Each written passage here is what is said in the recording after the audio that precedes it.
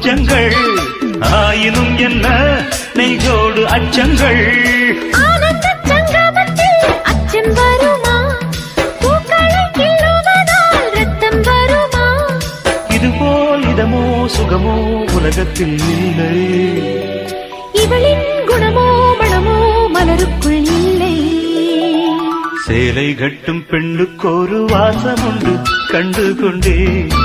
கண்களுக்குள் பள்ளி கொண்டே